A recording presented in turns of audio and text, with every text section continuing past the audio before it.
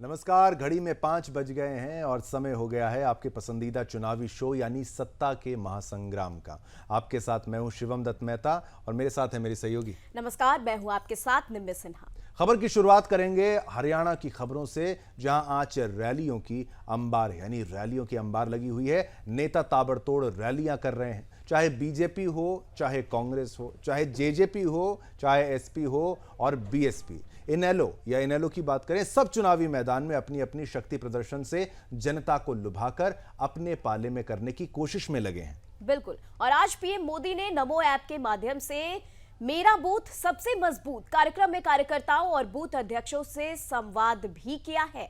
वहीं बता दें, बीजेपी ने अपने सारे मुख्यमंत्री और मंत्रियों को चुनावी प्रचार में लगा रहा है। और बता दें आपको, यहां पर जहां धर्मेंद्र प्रधान जमीनी हकीकत पर नजर बनाए रखे हैं, वहीं सीएम योगी भी हरियाणा की जनता के मन में अपने राष्ट्रवादी विचारों से राष्ट्रवाद की आवाज बुलंद कर रहे हैं। पर सबसे पहले ये सुनाते हैं कि पीएम मोदी ने क्या कुछ कहा है। वो पीएम मोदी की बाइट आपको सुनाते हैं नमो ऐप को लेकर। आप तो जानते हैं कि जो हमारे खिलाफ चुनाव के मैदान में है, उनका पूरा का पूरा आधार झूठ का है। लगातार झूठ बोलो, बार बार झूठ बोलो, जहां जाओ वहां झूठ बोलो, बिना सिर पैर की बातें करो और ऐसे ही हवा को खराब करते रहो। और आजकल तो आपने देख रहे हैं, कांग्रेस के लाउडस्पीकर जो पहले बड़े बड़े दावे कर रहे थे, उनका करंट भी ऐसा लग रहा है पूरी तरह कमजोर हो गया है। कोई कह रहा है कि कांग्रेस हर दिन कमजोर होती जा रही है और पिछले 10 साल में कांग्रेस विपक्ष के रूप में भी विफल रही है। उनका अधिकतर समय गुटबाजी में, लड़ाई करने में, एक दूसरे का हिसाब चुकता करने में है। यही खप लग रहा है। जो पार्टी 10 साल तक जनता के विषयों से बिल्कुल ही अलिप्त रही हो, या तो अपने परिवार के लिए जिए वो, या तो अपने गुट के लिए जिए, वैसे लोग हरियाणा की जनता का विश्वास कभी भी नहीं जीत सकते हैं। कांग्रेस की आंतरिक कलह, इससे हरियाणा का बच्चा बच्चा परिचित है। लेकिन हमारी रणनीति उनके कलह पर सुख चैन से बैठने की नहीं होनी चाहिए। वो अपने मौत मरने ही वाले हैं, लेकिन हमें तो अपने परिश्रम से अपना झंडा गाड़ना है। हमें पहले से ज्यादा मेहनत करनी है। और मैंने तो हमेशा देखा है, हरियाणा की जनता इतनी सूझबूझ वाली जनता है। आजादी के बाद इतने सालों में हरियाणा की जनता ने एक बात की चिंता हमेशा की है। वो मानते हैं कि हरियाणा का विकास बेरोक टोक तेज गति से आगे बढ़ाना है, तो दिल्ली में जिसकी सरकार हो उसके साथ रहना है। ये हरियाणा ने पिछले 7 दशक लगातार किया है। इस बार भी मैं देख रहा हूं, वो दिल्ली भाजपा सरकार के साथ ही कदम। तो वहीं बीजेपी ने अपने सारे मुख्यमंत्रियों और मंत्रियों को चुनावी प्रचार में लगा रखा है, जहां धर्मेंद्र प्रधान जमीनी हकीकत पर नजर बनाए हुए हैं। वहीं सीएम योगी भी हरियाणा की जनता के मन में अपने राष्ट्रवादी विचारों से राष्ट्रवाद की आवाज बुलंद कर रहे हैं। बिल्कुल। और आज मध्य प्रदेश के मुख्यमंत्री मोहन यादव भी चरखी दादरी और भिवानी में चुनावी रैली की जनता को संबोधित किया और कहा कि हरियाणा की जनता तीसरी बार बीजेपी की सरकार बनाने जा रही है। मुझे इस बात की प्रसन्नता है, चुनाव के दौर में मैं हरियाणा के इस नंदगांव विधानसभा में आया हूं और जिस प्रकार से मुझे रिस्पांस मिल रहा है, भवानी जिले की हम सारी सीटों सहित भारतीय जनता पार्टी की सरकार बनने जा रही है। भारी संख्या में जन समर्थन के साथ यशस्वी प्रधानमंत्री नरेंद्र मोदी जी के नेतृत्व में डबल इंजन की सरकार हरियाणा और दिल्ली की सरकार मिलकर के विकास के नए कीर्तिमान बनाएगी। मेरी अपनी ओर से बहुत बहुत धन्यवाद। तो हरियाणा में 5 अक्टूबर को मतदान होना है और राहुल गांधी आज पहली बार हरियाणा में चुनाव प्रचार करने पहुंचे। करनाल में उन्होंने चुनावी रैली को संबोधित किया। बिल्कुल, और इसी के साथ बता दें उन्होंने बीजेपी सरकार को निशाने पर लिया है। उन्होंने और क्या कुछ कहा है, आइए आपको सुनवाते हैं। माताएं चला रही हैं, पूरा परिवार चला रहा है। क्यों? क्योंकि हरियाणा में रोजगार नहीं। नरेंद्र मोदी क्या करते हैं? काले कानून लाते हैं। जो है आपके पास, जो आप पूरे देश को देते हो, वो भी छीनने की कोशिश करने हैं। कल मैं जम्मू कश्मीर गया, वहां पे कंप्लेंट आ रही है, भैया हमारा सेब का पूरा बिजनेस ठप हो गया, अदानी जी को दे दिया है। हिमाचल में सेब का बिजनेस अदानी को जाता है। यहां पे आपको सही दाम नहीं मिलता है। स्टोरेज कंटेनर उनके, सारे की सारी प्लानिंग 10-15 लोगों के लिए होती है। हरियाणा के किसानों का कर्जा माफ नहीं होगा, आपको सही एमएसपी नहीं मिलेगी, मगर 25 अरबपतियों का 16 लाख करोड़ रुपया कर्जा माफ होगा। और आप देखते रहोगे कि भैया हो क्या रहा है। ये प्रदेश जो पूरे देश को भोजन देता है, यहां हो क्या रहा है।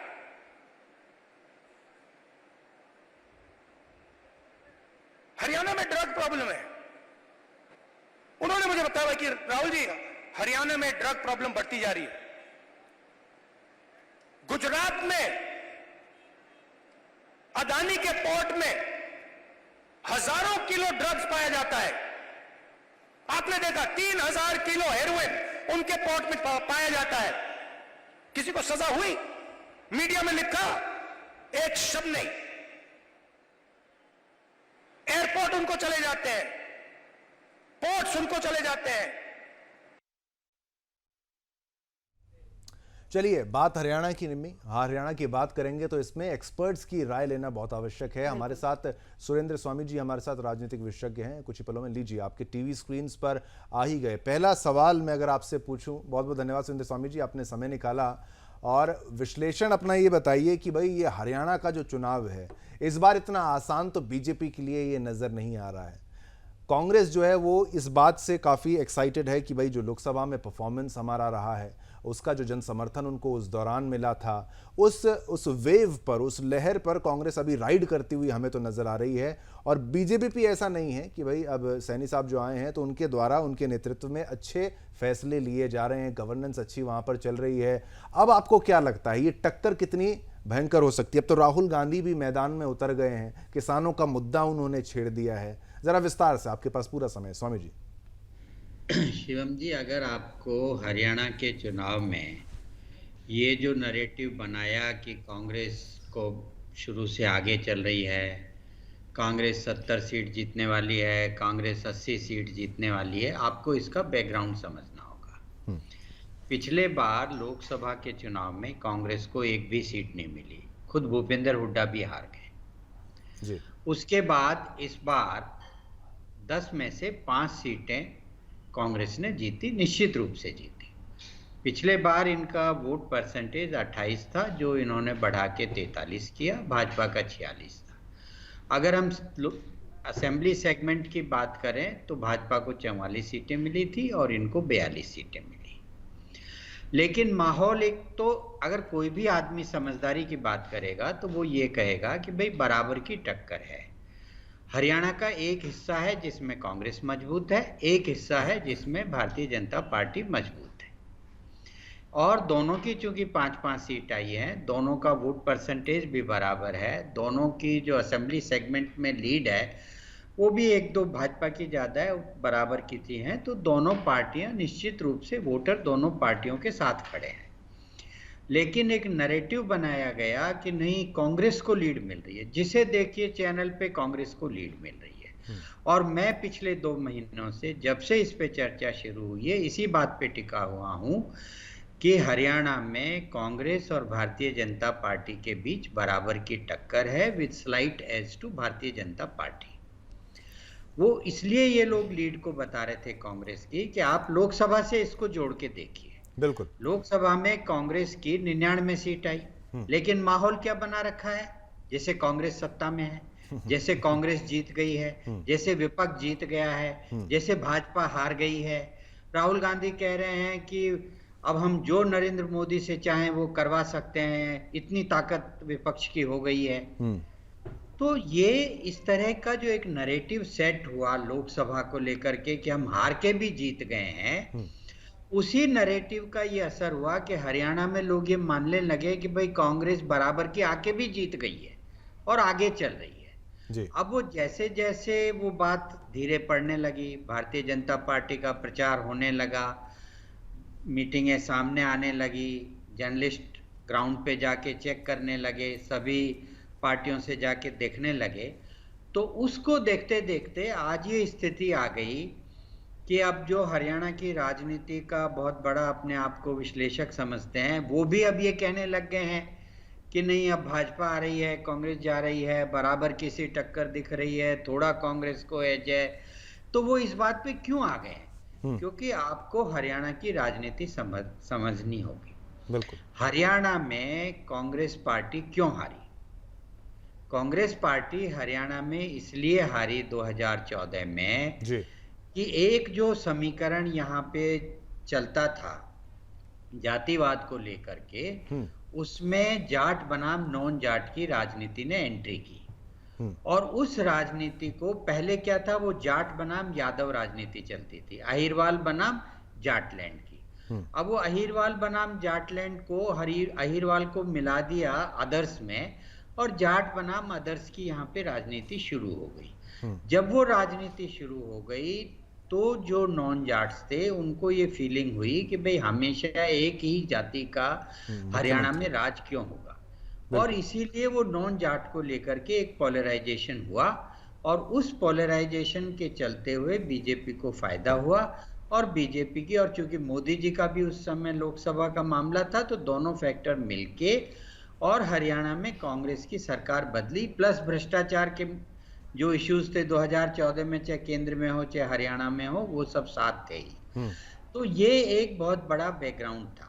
फिर क्या हुआ पिछले 10 सालों में, अगर आप गौर करें तो जो 14 से पहले जाट पॉपुलेशन 28% के आसपास मानी जाती थी, 28 से 30 हरियाणा में, आज वो घट करके 22% के आसपास आ गई है। इसका मतलब ये नहीं कि जाट घट गए हैं, इसका मतलब ये है कि हरियाणा में शहरों में दूसरे समाज के लोग नौकरी के लिए, रोजगार के लिए, या किसी भी कारण अन्य कारणों से, जैसे पंजाब की वहां की स्थिति से माइग्रेट कर गए और वो हरियाणा में आके सेटल हो गए। तो ये तो एक ग्रोथ का फिगर ही है, लेकिन आपने जो रोजगार वाला मुद्दा उठाया, इस पर और चर्चा करेंगे। साथ राजनीतिक विशेषज्ञ जुड़े हुए हैं जो कि हरियाणा चुनाव से लेकर तमाम जानकारी हमें देंगे। तो फिर से हम स्वामी जी के पास वापस चलते हैं। और स्वामी जी, अब मुद्दा ये रहेगा कि कांग्रेस, जहां तक कांग्रेस पार्टी को देखा जा रहा है, तो कांग्रेस पार्टी अब 2 दिशा में विभाजित दिख रही है। कहीं ना कहीं भूपेंद्र सिंह हुड्डा गुट और शैलजा गुट जो है, ये दोनों के बीच जो टकरार इन दिनों चल रहा है, मनभेद, मनमुटाव चल रहा है, क्या इसका हरियाणा के चुनाव पर कोई असर पड़ेगा? किस तरीके से आप इसका विश्लेषण देंगे? और अब जाके तो उतरी हैं वो। बिल्कुल बिल्कुल शिवम। स्वामी जी, आपको इसको ऐसे समझना होगा कि भूपेंद्र हुड्डा आज हरियाणा में जाटों के सबसे बड़े लीडर हैं, और जो कुमारी शैलजा हैं वो हरियाणा में दलितों की सबसे बड़ी लीडर है। बिल्कुल। अब दोनों का अगर हम आज की डेट में 2024 में वोट का हिसाब देखें तो दलित वोट करीब करीब 21% है और जाट वोट 22% है। शैलजा का और दलित समाज का ये कहना था कि भाई आपने इतने साल हमेशा हरियाणा में, आज तक कभी दलित को आपने मौका नहीं दिया। शैलजा एक बहुत पुरानी लीडर हैं, सेंटर में मिनिस्टर रही हैं, मेंबर ऑफ पार्लियामेंट रही है, एमएलए रही हैं, और वो लड़ना चाहती थी। उन्होंने खुलकर लोकसभा चुनाव से पहले भी कहा था कि मैं लड़ना चाहती हूँ, मैं सीएम बनना चाहती हूँ।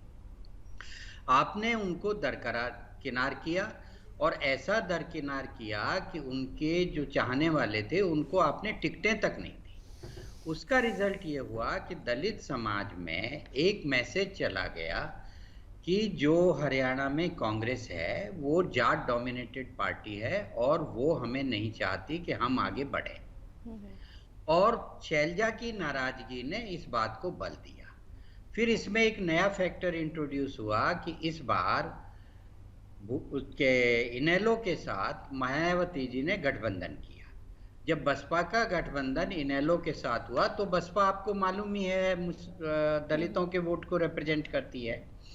और उधर जो एक नई दलितों की हितकार पार्टी आई है आजाद समाज पार्टी चंद्रशेखर आजाद की, तो उन्होंने भी समझौता कर लिया जजपा से। बिल्कुल। और जो समझौता कांग्रेस पार्टी का आम आदमी पार्टी के साथ लोकसभा चुनाव में था, वो समझौता खत्म हो गया, वो अपना अलग चुनाव लड़ रहे हैं। तो आप देखिए कि चूंकि शैलजा नाराज हो गई हैं, तो जो दलित का वोट लोकसभा के चुनाव में मायावती के नहीं होने से थैले भर भर करके जो कांग्रेस को मिला, उनका वोट परसेंटेज करीब करीब दलित का 70% तक 68% तक उनको मिला लोकसभा में, तो वो धीरे धीरे वहां से खिसक गया जी। शैलजा की नाराजगी से खिसक गया और दूसरी तरफ से मायावती के आने से खिसक गया। बिल्कुल स्वामी जी, तमाम जानकारी के साथ आप हमारे साथ बने रहें। फिलहाल यहाँ पर लेंगे एक छोटा सा ब्रेक। समय इतना ही था। जम्मू कश्मीर में तीसरे चरण के चुनाव की सरगर्मियां तेज हो गई हैं। तीसरे चरण में 40 विधानसभा सीटों पर चुनाव होना है। बिल्कुल, और जिसमें 26 सीटें जम्मू और कश्मीर रीजन की शामिल है। पहले और दूसरे चरण में बम्पर मतदान से नेताओं में काफी उत्साह देखा गया। ऐसे में बीजेपी ने अपने चुनावी रैलियों को तेज कर दिया है। यूपी के सीएम योगी आदित्यनाथ ने आज 3 रैलियां की हैं। और पहली रैली उन्होंने छंब विधानसभा में की, दूसरी रामगढ़ और तीसरी रैली आरएसपुरा विधानसभा में की। उन्होंने क्या कुछ कहा, आइए आपको उनकी प्रतिक्रिया भी सुनाते हैं। कांग्रेस के नेता श्री राहुल गांधी से कुछ प्रश्न करना चाहता हूं। मैं पूछना चाहता हूं उनसे कि जो नेशनल कॉन्फ्रेंस ने जम्मू कश्मीर के लिए अलग झंडे की बात कही है, क्या वह उसका समर्थन करते हैं? क्या राहुल गांधी 370 और 35A को वापस ला करके जम्मू कश्मीर को फिर से अशांत और आतंकवाद के युग में धकेलने की नेशनल कॉन्फ्रेंस की मांग का समर्थन करता है?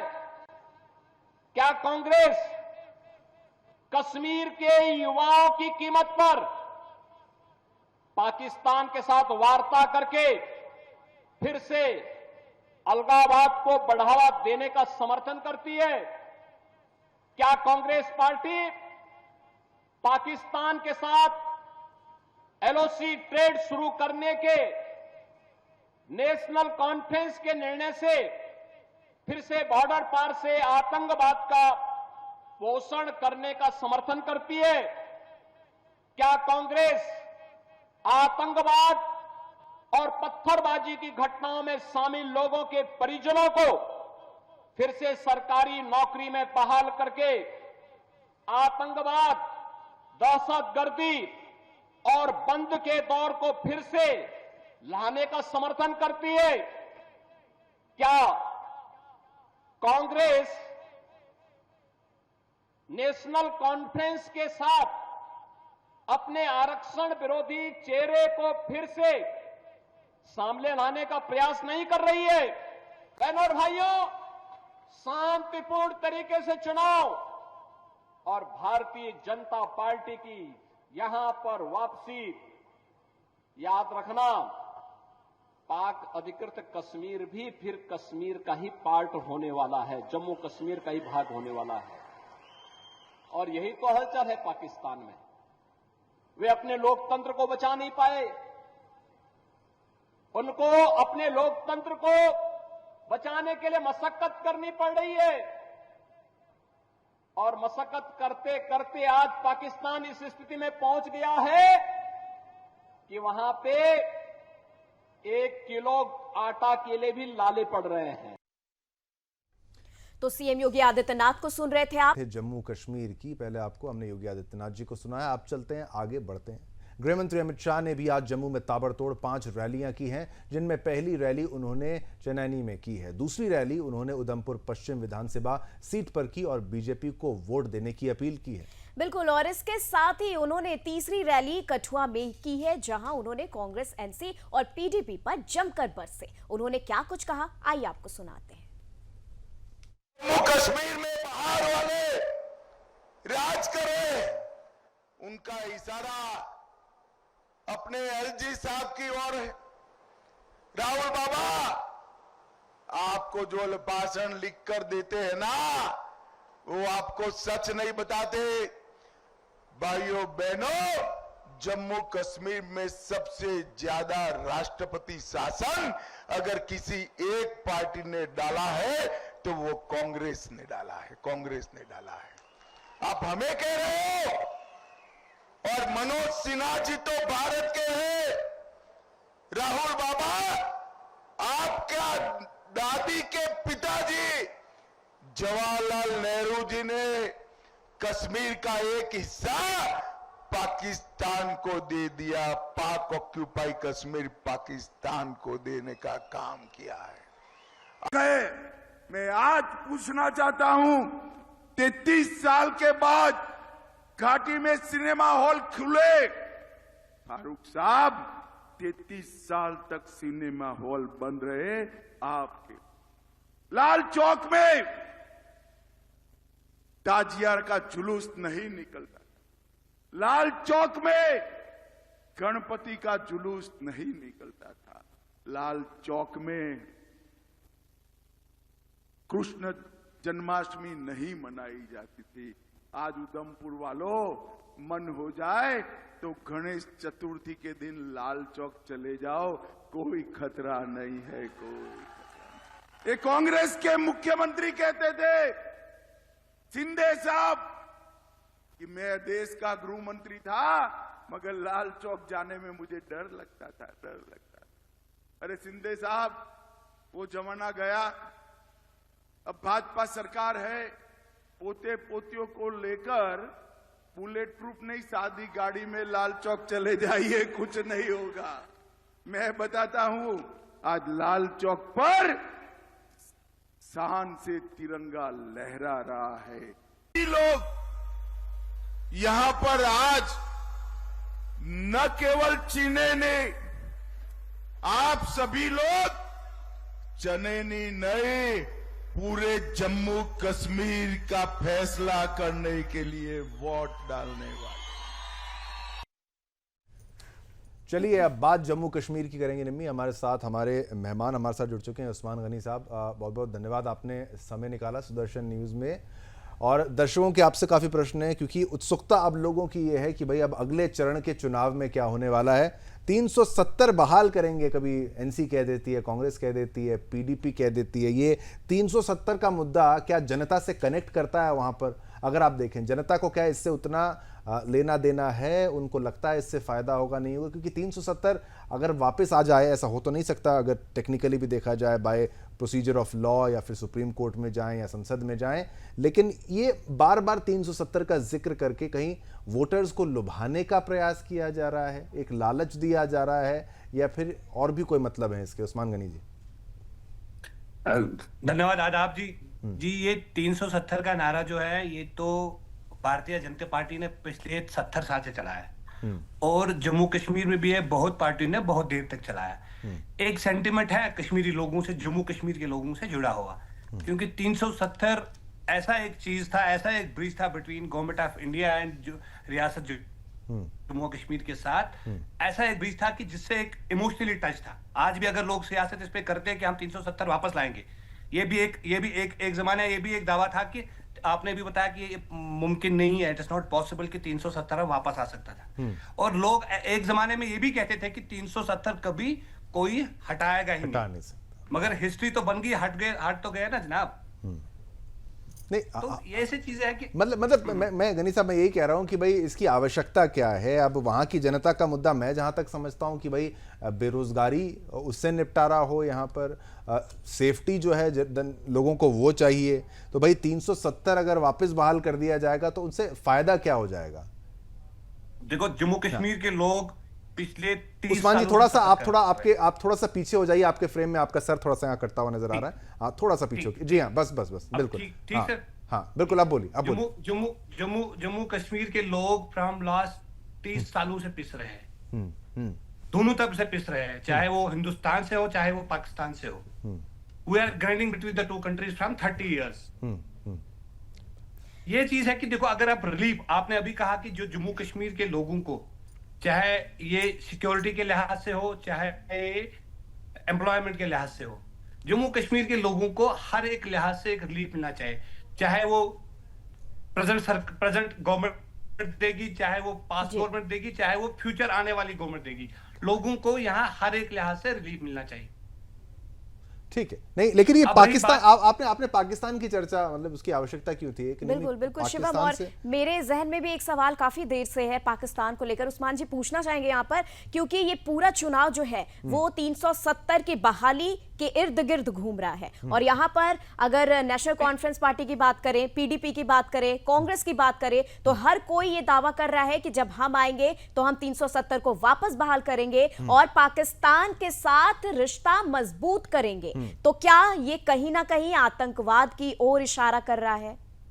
मगर वही मैं कह रहा हूँ, ये जी नहीं अगर एनसी की जैसी पार्टियां, अगर अब्दुल्ला जी अगर ऐसा बोले हैं कि भाई बात करनी चाहिए, बात करने से यहाँ फायदा ही होगा, नुकसान नहीं है, पाकिस्तान को एक प्लेयर के रूप में हमें अब देखना बंद कर देना चाहिए। मुझे ऐसा लगता है कि भाई अगर जम्मू कश्मीर के लोगों, देखो सर, आपकी बात जो है आधी मैं सही मानता हूँ, आधी गलत मानता हूँ। देखो जम्मू कश्मीर का जो जम्मू कश्मीर के दो पड़ोसी है, एक पड़ोसी पाकिस्तान है। चाहे हम गवर्नमेंट ऑफ इंडिया कितनी भी कोशिश करे और लोकल लोग जम्मू कश्मीर की कितनी भी कोशिश करे यहाँ हालात ठीक करने के लिए, by one way by another way वो हमें तंग करेंगे जब तक गवर्नमेंट ऑफ इंडिया और जम्मू कश्मीर के लोग और पाकिस्तान के लोग इसमें कोई एमिकेबली सेटलमेंट ना करे। अब आप आज बता रहे हैं कि सियासत 370 पे हो रही है। 370 पे तो सारी पॉलिटिकल पार्टी सियासत कर रहे हैं फ्रॉम लॉस 1953। चाहे वो कांग्रेस थी, चाहे वो भाजपा है, चाहे वो नेशनल कॉन्फ्रेंस है, चाहे पीडीपी है, हर एक तो इस पे सियासत करते रही। गनी साहब बस मैं वही चाहता हूं कि ये सियासत बंद हो, अब थोड़ी तरक्की की बात हो कि, और पाकिस्तान जैसे प्लेयर की बात नहीं, बिल्कुल ठीक है। सियासत बंद तभी होगी जब कोई सिंसियरली इस मामले को एड्रेस करेगा। नहीं कर तो दिया, हटा तो दिया, अब उसकी क्या आवश्यकता है? मैं कहता हूं अब देश सर, एक हो गया ना, देश एक हो गया। एक तो हमने कब कहा हम दो थे? हाँ नहीं, अलग संविधान, अलग एजेंडा, अलग सब कुछ। वो देखो सर, देखो when there was an accession with the government of India, जब जम्मू कश्मीर का एक्सेशन हुआ था, तीन रियासत जब थे, they was princely states, वही जम्मू एंड कश्मीर के लोग जो थे हम आजाद थे। पाकिस्तान भी गुलाम था, हिंदुस्तान भी गुलाम था। ठीक है, अब सब आजाद हैं, सब आजाद है, लेकिन अच्छा लगा आपने जम्मू कश्मीर की बात जो रखी है, वो एक्सप्लेनेशन बहुत जरूरी था। बिल्कुल, और इसी के साथ समय का भी हमारे पास अभाव है। उस्मान जी, आपने हमारे इस कार्यक्रम में शिरकत किया है, इसके लिए बहुत बहुत धन्यवाद। और फिलहाल यहाँ पर आपको एक बड़ी खबर की तरफ लिए चलते हैं। एक बड़ी खबर, छात्र से जुड़ी एक बड़ी खबर सामने आ रही है, जहां देखिए बंगाल में परीक्षा देने गए बिहार के छात्रों से मारपीट हुई है। जी हां, आपको बड़ी खबर बता रहे हैं, केंद्रीय मंत्री गिरिराज सिंह का बयान सामने आया है इस मामले पर, और आपको बता रहे हैं कि गिरिराज सिंह का ममता, तेजस्वी, राहुल से सवाल हो रहा है। वहीं बंगाल राष्ट्र है या भारत का एक अंग, गिरिराज का ये बड़ा सवाल है। तो देखिए यहां पर बताया आपको, बंगाल में परीक्षा देने गए थे ये बिहार के छात्र, जिनसे मारपीट की गई है, और इस पर लेकर अब सियासत जारी हो गया है। केंद्रीय मंत्री गिरिराज सिंह का बयान सामने आया है और गिरिराज सिंह का ममता, तेजस्वी, राहुल पे सवाल भी दागा गया है, और उन्होंने सवाल दागते हुए, और शायद ये विजुअल्स भी हम दिखा रहे हैं, ये तस्वीरें जो दिखा रहे हैं ये उसी की तस्वीरें हैं जहां पर ये लीजिए मारपीट की तस्वीरें आप देख पा रहे हैं। ये बिहारी छात्रों के साथ मारपीट की, बिहार से आए हमारे छात्रों के साथ मारपीट की पश्चिम बंगाल में ये तस्वीर देखने को मिली है। अब इसी से विवाद हो चुका है, और ये तस्वीरें देखिए, केंद्रीय मंत्री गिरिराज सिंह का बयान भी इस पर सामने आ गया है कि भाई बंगाल भारत का ही अंग है या कोई राष्ट्र। बयान भी आपको सुनाते हैं, बयान भी आपको सुनाने का प्रयास करेंगे जैसे हमारे पास आता है, लेकिन ये आप तस्वीरें देखिए, इसी तस्वीर के चक्कर में विवाद हुआ है।